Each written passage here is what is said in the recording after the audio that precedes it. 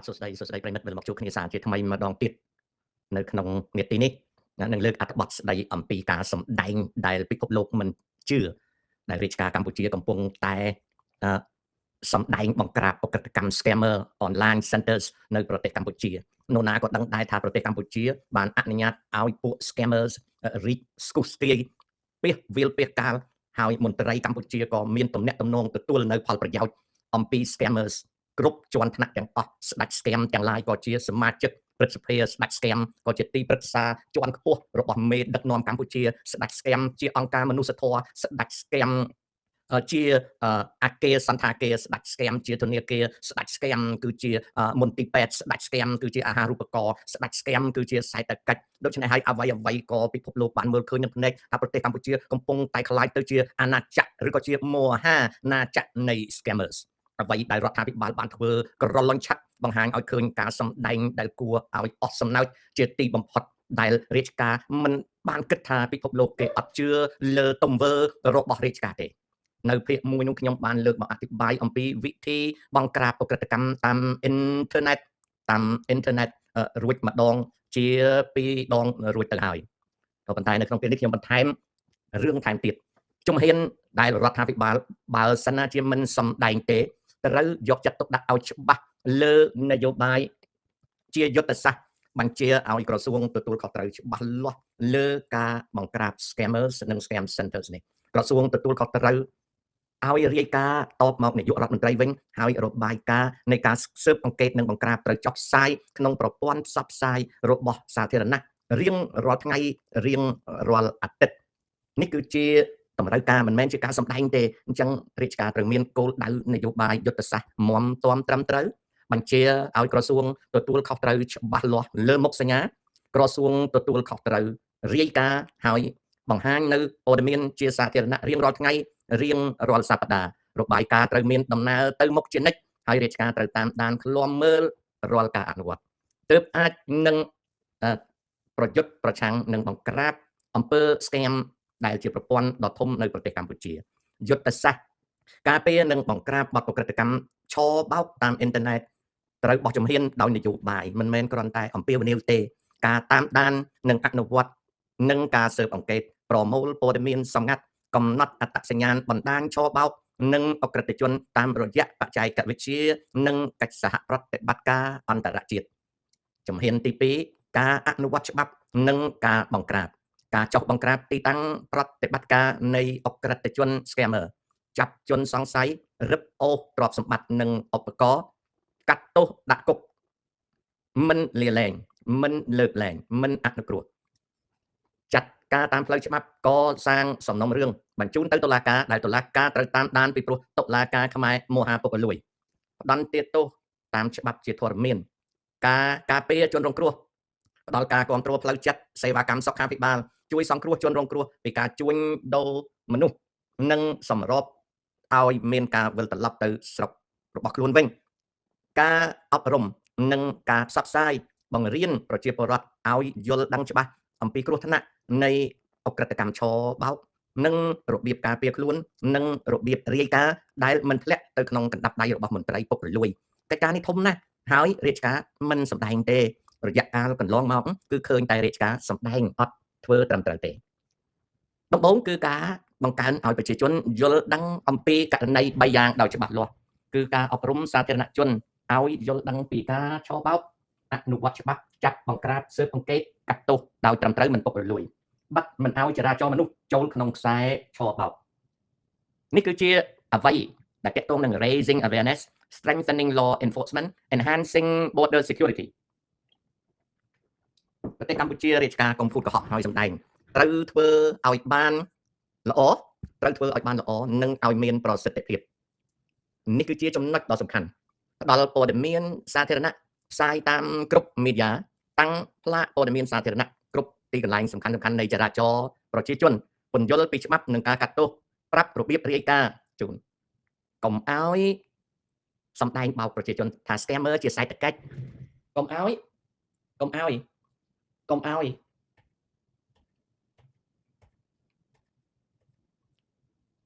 យនិយាយកុហកប្រជាជនថា scammer ជាសេដ្ឋកិច្ច ុំឲ្យបោកប្រជាជនថា scam centers ជាកន្លែងឲ្យការងារធ្វើកុំបោកប្រជាជនថា scam center ជួយឲ្យចម្រើនប្រទេសទាំងអស់ហ្នឹងគឺណែនាំប្រជាជនឲ្យច្បាស់ហើយត្រូវការពារប្រជាជនកុំឲ្យប្រជាជនមានកុំឲ្យប្រជាជនមានគ្រោះថ្នាក់ដោយសារអក្រិតកម្មអស់នេះប្រជាជនឃើញនឹងដឹងថាមន្ត្រីស៊ីសំណូកពីក្រុមឆបោកអនឡាញទូទាំងប្រទេសប្រជាជនមិនអាចទុកចិត្តបានទេបើរាជការធ្វើសុំកលុំដូច្នេះរាជការត្រូវតែធ្វើកិច្ចការនេះដោយសុចរិតពិតប្រាកដយុត្តិធម៌ស្ដេច scam ជាទីប្រឹក្សារដ្ឋាភិបាលត្រូវចាប់ខ្លួនស្ដេច scam ជាសមាជិកព្រឹទ្ធសភាត្រូវចាប់ខ្លួនស្ដេច scam ជាអង្គការមិនមែនចាប់អង្គការតូចតាចទេអង្គការប៉ុណ្ណាណីនៅជុំវិញមេដឹកនាំត្រូវចាប់ខ្លួនផោះតាំងមានពេញតែរាជការមិនធ្វើស្ដេច scam ជាសាច់ញាតិមេដឹកនាំតែម្ដងខ្សែគប់ធ្វើជារនុកធ្វើជារនាំងធ្វើជាអ្នកឈួតឈ្មោះឲ្យ scammers ឲ្យ cheater ឲ្យ hackers រាជការដឹងណាស្ដេច scam ធំហើយមានអំណាចតែពលរដ្ឋមិនហ៊ានប៉ះពាល់រាជការត្រូវវះកាត់រឿងហ្នឹងការយល់ដឹងជាសាធារណៈអំពីគ្រោះថ្នាក់ពីអក្រិតជនបោកប្រាស់ពន្យល់ប្រជាជនឲ្យដឹងថាអ្វីគឺជាគ្រោះថ្នាក់ប្រភេទនៃការបោកប្រាស់ទូទៅការការពារនិងចំណាត់ការរបស់រាជការគឺត្រូវតែខំប្រឹងអត់មាននិយាយអំពាវនាវហើយមកសម្ដែងដូចបានធ្វើកន្លងមកប៉ុន្មានថ្ងៃនេះទេរាជការភូតអស់ចិត្តអស់ចង់ហើយរាជការឈប់ភូតទៅការពង្រឹងការអនុវត្តច្បាប់ប្រឆាំងនឹងអក្រិតជនបោកប្រាស់មានការបណ្ដុះបណ្ដាលនិងបច្ចេកវិទ្យាបង្កើនសមត្ថភាពផ្នែកបច្ចេកទេសស៊ើបអង្កេតនិងការប្រើប្រាស់ឧបករណ៍ទំនើបដើម្បីចាប់និងបង្ក្រាប scam networks ការកែតម្រង់ច្បាប់ធ្វើឲ្យបញ្ញត្តិទោសច្បាស់លាស់និងសម្អាតប្រព័ន្ធតុលាការឲ្យកាត់បន្ថយអំពើពុករលួយកិច្ចសហប្រតិបត្តិការអន្តរជាតិចែករំលែកនិងទទួលព័ត៌មានដើម្បីធ្វើការរួមការចូលរួមពីសហគមន៍ប្រជារាស្ត្រខ្មែររាយការណ៍បទល្មើសនិងយុទ្ធនាការអប់រំទើបអាចនឹងផ្ដល់លទ្ធផលជាទីគាប់ចិត្តបាននៅក្នុងកិច្ចការអស់នេះបើពុំនោះសោតទេរាជការមិនអាចនឹងភូតកុហកដល់មតិជាតិនិងអន្តរជាតិបានឡើយអង្គភាពប្រចាំចោរកម្ម Digital កំណែតម្រង់ច្បាប់ឲ្យមាំមួនកាត់បន្ថយអំពើពុករលួយក្នុងរាជការអនុវត្តច្បាប់និងតាមដានឲ្យចប់ចុងចប់ដើមដាក់ទោសមិនលើកលែងនិងកាយកប់បន្លំភ្នែកសាធារណៈផ្សព្វផ្សាយញឹកញយឲ្យសាធារណជនដឹងអំពីគ្រោះថ្នាក់និងអក្រិតកម្មវិធានការពង្រឹងសន្តិសុខព្រំដែនដើម្បីបញ្ឈប់ការជួញដូរមនុស្សបង្កើតសមត្ថភាពបច្ចេកវិទ្យានិងឧបករណ៍ការបណ្ដុះបណ្ដាលមន្ត្រីនិងកិច្ចសហប្រតិបត្តិការរវាងប្រទេសនិងប្រទេសពង្រឹងច្បាប់និងការអនុវត្តដោយកាត់បន្ថយអំពើពុករលួយការត្រួតពិនិត្យនិងល្បាតតាមព្រំដែនរួមជាមួយប្រទេសជិតខាងការចូលរួមពីសហគមន៍និងការអប់រំសាធារណជនឲ្យយល់ដឹងពីគ្រោះចង្រៃនៃអក្រិតកម្ម scam និងអក្រិតកម្មអនឡាញដឹងថា scam center បង្កើតដោយលោកធំទាំងមន្ត្រីទាំងអង្គការហើយត្រូវដោះស្រាយខ្មែរដឹងថាមេដឹកនាំទទួលផលពី scammer មេដឹកនាំត្រូវកែប្រែខ្មែរឃើញគ្រួសារមេដឹកនាំពាក់ព័ន្ធនឹងចោរកម្ម scam និងអនឡាញឆបោកត្រូវបញ្ឈប់ខ្មែរឃើញការបង្ក្រាបជារឿងសម្ដែងឆ្ពិនភ្នែកឈប់ឆ្ពិនភ្នែកទៅធ្វើឲ្យត្រឹមត្រូវខ្មែរបាត់ជំនឿលើការអនុវត្តច្បាប់ពីព្រោះអំពើពុករលួយត្រូវកែប្រែអង្គការអនុវត្តច្បាប់ត្រូវពង្រឹងប៉ូលីសត្រូវសកម្មភាពពិតប្រាកដហើយរាយការណ៍ឲ្យសាធារណជនដឹងគយនិងរដ្ឋកោត្រូវតាមដានការកិច្ចវេះពន្ធអាកនិងពន្ធតាដែលពួកចោរកម្មធ្វើកម្លាំងព្រំដែនត្រូវពង្រឹងវរៈយាមកាមព្រំដែនត្រូវឆែកឆេរភ្នាក់ងារច្រកទ្វារបាលត្រូវអនុវត្តឲ្យជាប់ជួនអង្គការអនុវត្តច្បាប់តាមព្រំដែនធ្វើឲ្យត្រឹមត្រូវមិនមែនជាការសម្ដែងក្រសួងអន្តោប្រវេសន៍ត្រូវបិទមិនឲ្យជនដែលជាប់បទសង្ស័យថាជា scammer ឬក៏ជាពួកមកកាន់ប្រទេសកម្ពុជាដើម្បីធ្វើការបម្រើ scam center កុំឲ្យចូលស្រុកទំនាក់ទំនងអង្គការព្រំដែនជាមួយនឹងប្រទេសជិតខាងនេះគឺជាការដោះស្រាយដែលក្រសួងការបរទេសក្រសួងអន្តោប្រវេសន៍សេវាកម្មសង្គមគិច្ចនិងមហាផ្ទៃត្រូវធ្វើកិច្ចការនោះនយោបាយរាជការត្រូវច្បាស់លាស់អត់មានសម្ដែងទេអនុវត្តតាមដាននយោបាយឲ្យច្បាស់លាស់អត់មាននិយាយចោលទេបង្ហាញលទ្ធផលជាសាធារណៈរៀងរាល់ថ្ងៃរៀងរាល់សប្តាហ៍សហការអន្តរជាតិកាត់ទោសមិនឲ្យលើកលែងផាកពិន័យនិងផ្ដល់ការលើកទឹកចិត្តដល់របាយការណ៍សាធារណៈដែលចាប់និងកម្ចាត់ពួក scammer វិធានការរបស់ធនាគារកណ្ដាលក្នុងការប្រយុទ្ធប្រឆាំងនឹងបណ្ដាញឆបោកធនាគារកណ្ដាលកំណត់គោលនយោបាយនិងបទបញ្ញត្តិឲ្យទាន់ពេលវេលាធនាគារកណ្ដាលឃ្លាំមើលនឹងការតាមដានការរកឃើញនៃចរន្តអក្រិតកម្មហិរញ្ញវត្ថុធនាគារលុយខ្មៅលុយប្រផេះធនាគារស៊ើបអង្កេតនិងសហប្រតិបត្តិការជាមួយធនាគារប្រព័ន្ធអន្តរជាតិដើម្បីនឹងទប់ស្កាត់លុយខ្មៅលុយក្រខ្វក់ចរាចរណ៍ចាញ់ឬចូលប្រទេសកម្ពុជាធនាគារអនុវត្តនិងដាក់ទណ្ឌកម្មផាកពិន័យលើល្មើសហិរញ្ញវត្ថុតាមប្រព័ន្ធហិរញ្ញវត្ថុនិងធនាគារក្នុងប្រទេសកម្ពុជាការលើកកម្ពស់ការយល់ដឹងជាសាធារណៈនៃអ្វីដែលហៅថាលុយចោលលុយអក្រិតជននិងលុយក្រខ្វក់តើ scam networks ជាអ្វី scam គឺជាភារវកម្មគឺជាអំពើដែលផ្ដល់គ្រោះថ្នាក់ដល់សន្តិសុខជាតិព្រោះ scam network គឺជាភារវកម្មអន្តរជាតិវាជាគ្រោះថ្នាក់ចំពោះប្រទេសជាតិនិងសហគមន៍អន្តរជាតិវាត្រូវការនយោបាយច្បាស់លាស់វាធ្វើឲ្យគ្រោះថ្នាក់ដល់ប្រទេសជាតិយូរអង្វែងពួកចោរកម្មនិងអក្រិតកម្មវាបំផ្លាញអណ្ដោប្រវេសន៍ដូចជាការដែលអាមេរិកបិទទិដ្ឋាការអណ្ដោប្រវេសន៍ក៏វាជាចំណែកមួយនៃបញ្ហា scam ដែរជនបរទេសកាន់ប៉ាសពតខ្មែរធ្វើអណ្ដោប្រវេសន៍ជួលមនុស្សឲ្យរៀបការនិងអាលមកអាមេរិកជាដើមលក្ខណៈរិទ្ធឡានីប្រយ័ត្នគេដេញចាញ់រិទ្ធឡានីគេដេញចាញ់ឥឡូវហើយលោកចោលឲ្យលឿនគេដេញចាញ់ឥឡូវហើយ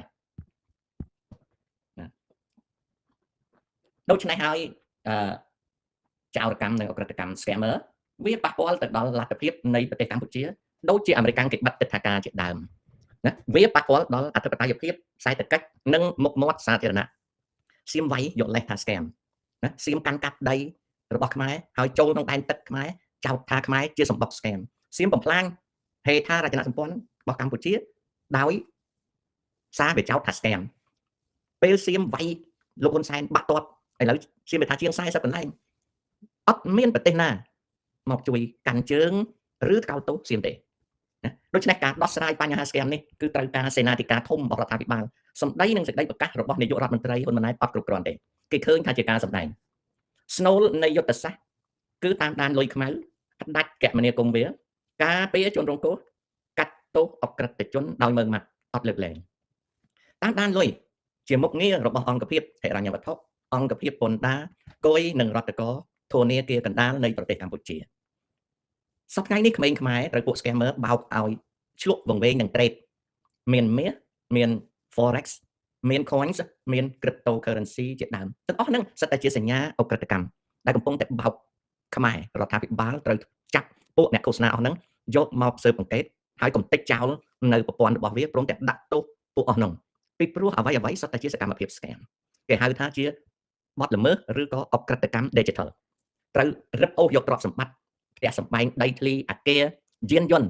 រួមទាំងឧបករណ៍ផ្សេងត្រូវចាប់យកទ្រព្យសម្បត្តិក្នុងធនាគារជាដើមលក្ខណៈទាំងអស់នេះត្រូវធ្វើវាមិនមែនជារឿងសម្ដែងគាត់ឲ្យគេឲ្យពួក scammer overly រត់ចុះរត់ឡើងនោះទេអត់អញ្ចឹងទេនាយករដ្ឋមន្ត្រីហ៊ុនម៉ាណែតត្រូវតែមូលបើមិនអញ្ចឹងប្រទេសកម្ពុជាគឺធ្លាក់ក្នុងបញ្ហាហើយ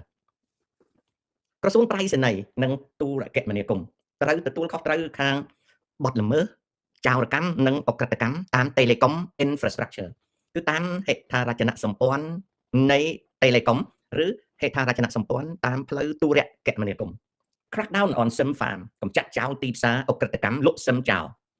Enforce real SIM registration បង្កច្បាប់ចុះឈ្មោះត្រឹមត្រូវនិងវិសុទ្ធកម្មលើ SIM card block spoof call និង illegal gateways កំទេចចោលនៅ bandwidth និងឧបករណ៍ spoof និង gateway ចោរកម្មទាំងឡាយដែលក្រុមហ៊ុនប្រព័ន្ធអ៊ីនធឺណិតនៅកម្ពុជាកំពុងតែខ្សែគប់ជាមួយនឹងអក្រិតកម្ម scammer audit internet service provider ISP និង data center ទើបនេះគឺជាកិច្ចការនេះគឺជាកិច្ចការរបស់ណានេះជាកិច្ចការរបស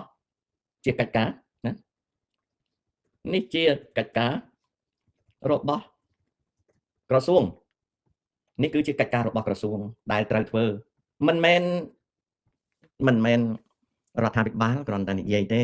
ណា shut down physical compound កន្លែងណាដែលទៅបង្ក្រាបហើយគឺម្ចាស់ទ្រព្យសម្បត្តិហ្នឹងម្ចាស់អគារម្ចាស់ផ្ទះហ្នឹងត្រូវចុះឈ្មោះដាក់កិច្ចសន្យាថាបើទ្រព្យសម្បត្តិរបស់ខ្លួនជាអគារជាផ្ទះហ្នឹងធ្លាក់ទៅជួលឲ្យពួក scammer លើកទី2គឺអត់មានសួរទេគឺរឹបអូសយកតែម្ដងធ្វើការត្រួតពិនិត្យរាល់កាស៊ីណូរាល់តំបន់សេដ្ឋកិច្ចផ្ដាច់ពិសេសរាល់ជួរផ្ទះបូរីល្វែងបិទគ្រប់សញ្ញាដែលគេសង្កត់លើពលករហៅម្ចាស់ផ្ទះ landlord និងម្ចាស់អ្នកប្រតិបត្តិការឲ្យមកចុះកិច្ចសន្យាទទួលខុសត្រូវគ្មានលើកទី2បំបត្តិចោលរឿងហ្នឹងការពារជនរងគ្រោះ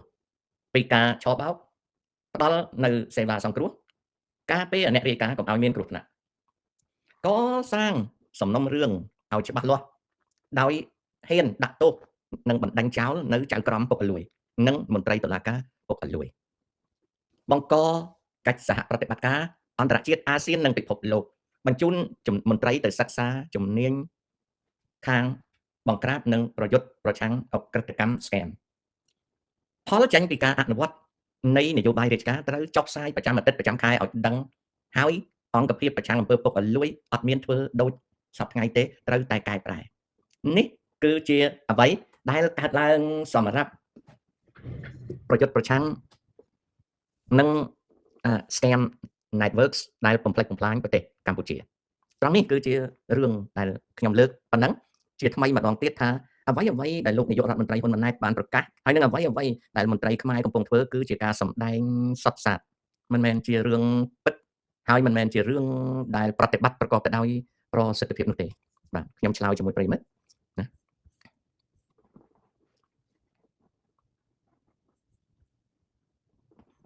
បាទរដ្ឋាភិបាលបោះពុំលុយច្រើនតើមានប៉ះពាល់អ្វីខ្លះដល់ប្រទេសធានាគុណភាពការបោះពុំលុយរបស់ធនាគារជាតិនៃកម្ពុជាវាអាស្រ័យទៅលើធនលំនឹងបើប្រទេសកម្ពុជាមានសេចក្តីរីកចម្រើនខាងវិស័យសេដ្ឋកិច្ចហិរញ្ញវត្ថុធនលំនឹងនិងគុណភាព credit របស់ប្រទេសកម្ពុជាការបោះពុំលុយសម្រាប់បញ្ចូលទៅក្នុងប្រព័ន្ធប្រើប្រាស់ដោយកង្វះខាតនៃរូបិយប័ណ្ណមិនធ្វើឲ្យប្រទេសកម្ពុជាមានហានិភ័យទេមានន័យថាបើសុខភាពសេដ្ឋកិច្ចហិរញ្ញវត្ថុល្អហើយបន្ទុក credit ល្អការបោះក្រដាសប្រាក់ចាយមិនមានហានិភ័យទេដោយឡែកបើការបោះក្រដាសប្រាក់ចាយនៅពេលដែលសេដ្ឋកិច្ចហិរញ្ញវត្ថុធ្លាក់ចុះខ្សោយហើយ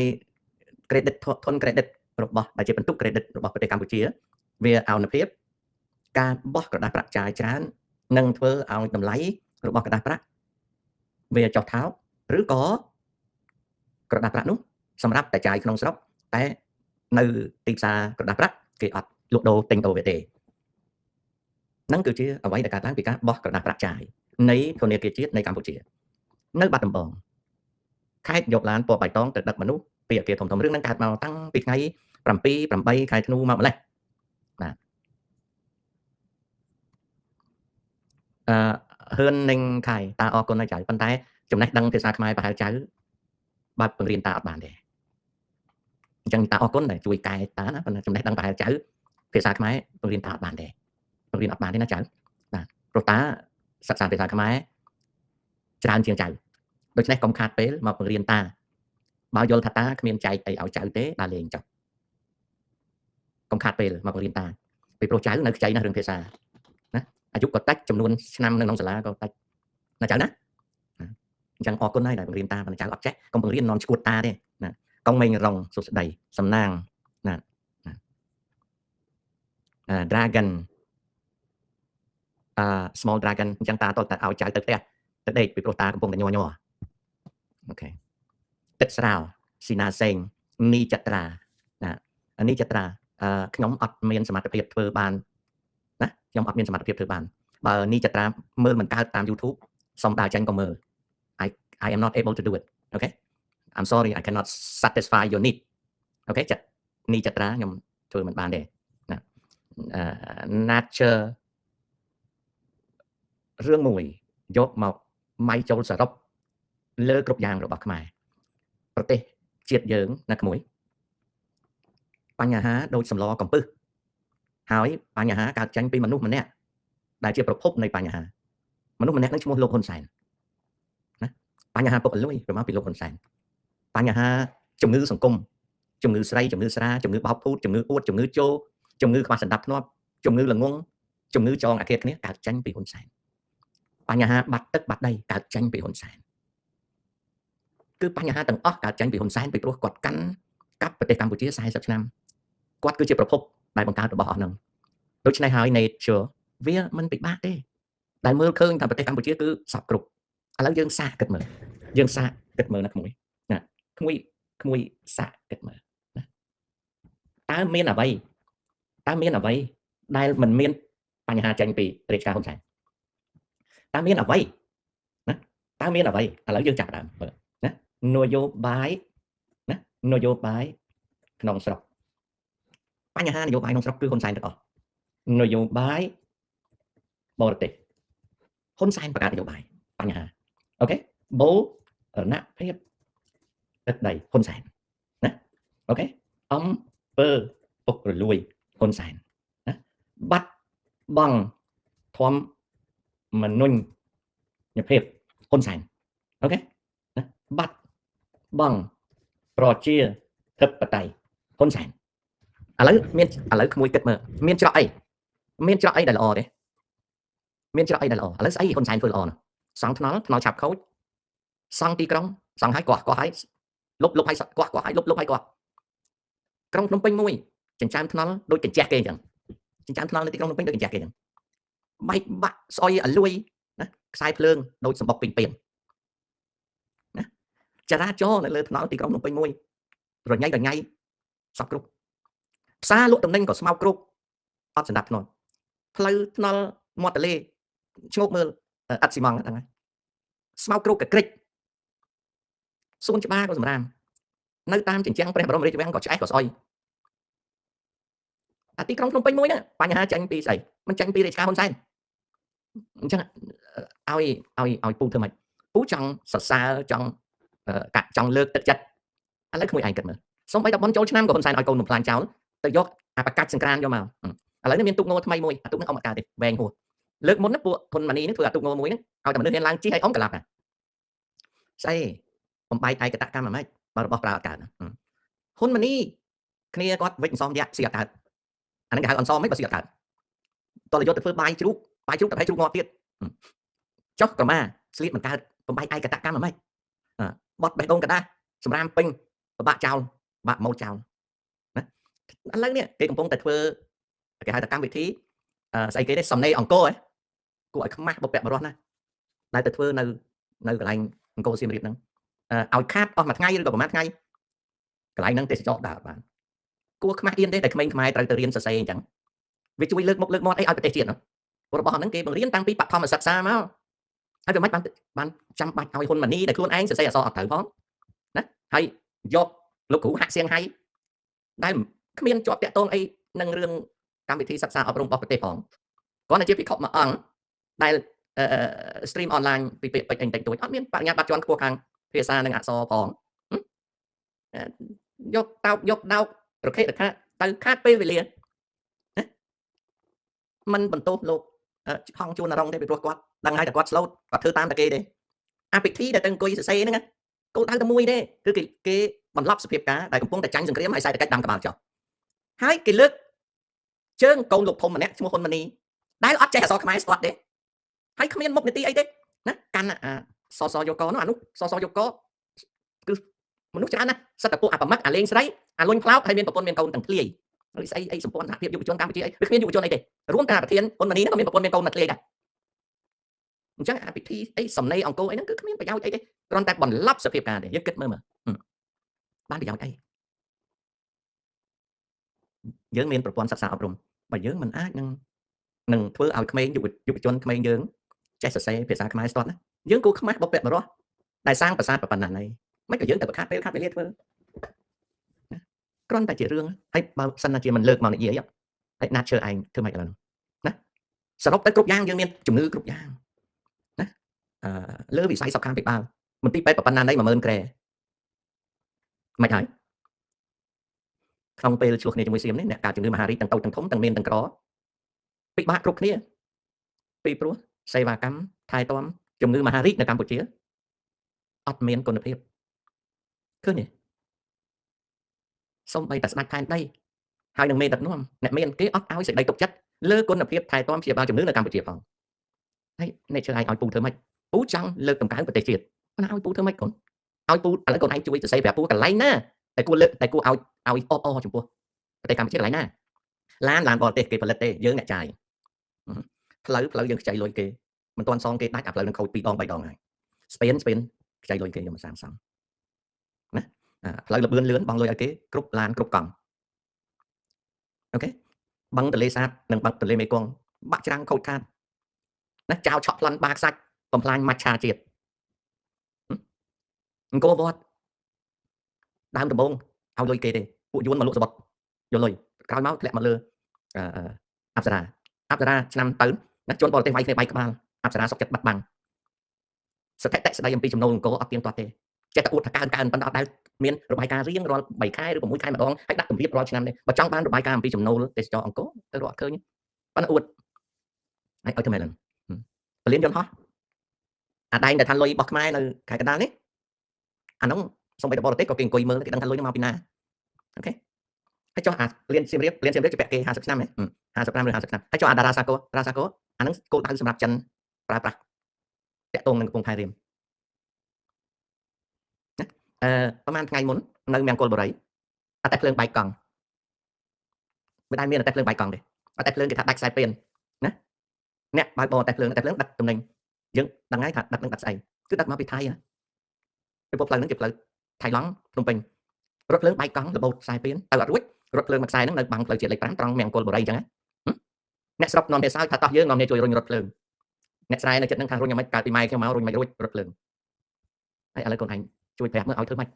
ណារថភ្លើងបែកកង់នៅស្រុកខ្មែរណាព្រះពុទ្ធរូបដែលចង់សាងសង់នៅលើបូកគោភ្នំបូកគោឥឡូវជាអាណាចក្រស្គែមរីឯពុទ្ធរូបខ្មែរខំប្រឹងប្រមូលលុយគ្នាសាងសង់ឲ្យអ្នកណាសាងសង់ឲ្យសុកគង់ណា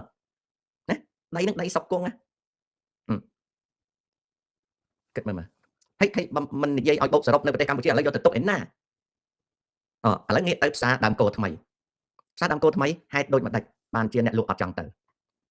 ហេតុដូចម្ដេចបានជាអ្នកលក់អត់ចង់ទៅវាមិនមែនគាត់មិនចង់ទៅព្រោះវាលក់អត់ដាច់ឲ្យគាត់ទៅលក់អាម៉េចណាឲ្យគាត់ទៅលក់អាម៉េចបើគាត់លក់វាមិនដាច់នេះអាផ្សារស្អីថ្មីណាផ្សារហ្នឹងដីមួយខាងវាជាដីទឹកនឹងគេហៅស្អីទេបឹងអីគេឬក៏អីគេគឺទឹកណាហើយនឹងមានផ្លូវមួយធំហ្នឹងនៅនឹងមុខផ្សារហ្នឹងក៏មិនសូវមានភូមិឋានទេដែរបើគ្នាទៅលក់ណាផ្សារហ្នឹងដូចជាណាដាក់តមុខអីខ្ញុំមិនសូវស្គាល់មើលរបៀបផ្សារហ្នឹងដូចគុកចឹងផ្សារហ្នឹងណារបៀបតែសាងសង់ដូចគុកអញ្ចឹងបងប្អូនគិតថាផ្សារហ្នឹងជាផ្សារឬជាគុកផ្សារហ្នឹងជាគុកទេណាមើលផ្សារហ្នឹងមាន3ជាន់អាកាស1 2 3ផ្សារហ្នឹងដូចគុកចឹងណាខ្លោងទ្វារដូចខ្លោងទ្វារចូលគុកចឹងអូខេហើយមើលអាគេក្រោយគុកជាគ្នាអាហ្នឹងមើលមកផ្លែបើមិនប្រាប់ផ្សារទេជាគុកទេជាពន្ធនាគារណាដូចគុកអញ្ចឹងអូខេណាសំណងហ្នឹងដូចជាចិននេះមកតាក់ទងធ្វើជាមួយផងដូចជាចិនផងណាគេហៅថាផ្សារបោះដុំអាស៊ានអន្តរជាតិផ្សារដើមគោថ្មីអូខេដូចជាចិនផងผมមើលឃើញមានដាក់គោមអីណាផ្សារបោះដុំអាស៊ានអន្តរជាតិណាអូខេមើលទៅដូចសង់គុកអញ្ចឹងដីនោះអត់មានភូមិទេដីជុំវិញនេះគ្មានភូមិទេជាប់នឹងផ្លូវមួយធំក៏សាងសង់ទៅនេះគឺជាការសាងសង់ដូចគុកចឹងឃើញដូចគុកនេះដូចគុកចឹងណាតើនរណាទៅលក់នៅកន្លែងហ្នឹងដាច់ណាហើយថ្លៃនេះដូចគុកចឹងឃើញដូចគុកនេះហើយបើសិនជាមើលមកផ្លេតនៅស្រុកអាមេរិកអាលេខដែលគេដាក់តាមហ្នឹងទាំងសងខាងហ្នឹងអានេះគេហៅ storage building គឺសម្រាប់យើងទៅជួលធុងដាក់អីវ៉ាន់ប្រចាំខែទេម៉ែណាគេលក់ស្អីកើតហើយខ្ញុំបានឃើញក្នុងហ្នឹងប្រព័ន្ធបង្ហូរទឹកអីអត់ល្អទេណាប្រព័ន្ធបង្ហូរទឹកដូចឧទាហរណ៍តែយើងចង់លាងបន្លែចង់អីប្រព័ន្ធបង្ហូរទឹកអត់ណាវាស្អុយវាលួយអានេះដូចគុកអញ្ចឹងបើមិនគុកទេគឺជា storage មានន័យថាយើងទៅទេអាទ្វារមួយហ្នឹងចូលទៅយើងចាក់សោទៅយើងដាក់តំណែងដែរមានអាផ្សារលក់ដុំហ្មងអត់មានទេផ្សារនេះធ្វើអញ្ចឹងគ្មានបានជាអ្នកលក់ហ្នឹងគាត់គ្មានជំនឿថាគាត់ទៅលក់អាចដាច់ទេហើយបន្តមកទៀតអាថ្លៃមកដុំទៅជួលនឹងវាថ្លៃអូខេអ្នកណាទៅទិញលក់ដុំលក់អីធ្វើប៉ុណ្ណាណៃប៉ុន្តែគ្មានអាណាប្រើទេអាផ្សារហ្នឹងវាអត់មានអាណាប្រើណាអាផ្សារហ្នឹងអត់មានអាណាប្រើអត់បានទេអត់មានទេពីព្រោះអីផ្សារគ្មានមនុស្សចង់មកលក់ព្រោះគ្មានអ្នកទិញផ្សារវាគ្មានអ្នកទិញអាហ្នឹងហើយតែប្រហែលថ្ងៃនឹងតវ៉ាគ្នានោះឥឡូវហ្នឹងចាក់ឯងអ្នកនិយាយទេតែវាមិននិយាយរឿងហ្នឹងទេអាចឆ្ងាយក៏ឆ្ងាយអាណាទៅទិញណាគុកណាដូចគុកអញ្ចឹងខ្ញុំប្រាប់រាជការក្រុងភ្នំពេញដូចគុកអញ្ចឹងហុងស្រួយបើនិយាយតាមអាគេមុខមាត់ទីផ្សារណាគឺផ្សារហ្នឹងដូចគុកអញ្ចឹងហើយនៅមុខផ្សារហ្នឹងគ្មានភូមិអីច្រើនទេទៅដល់ជួលកន្លែងណាកាត់កន្លែងហ្នឹងខ្ញុំនៅអាមេរិកណា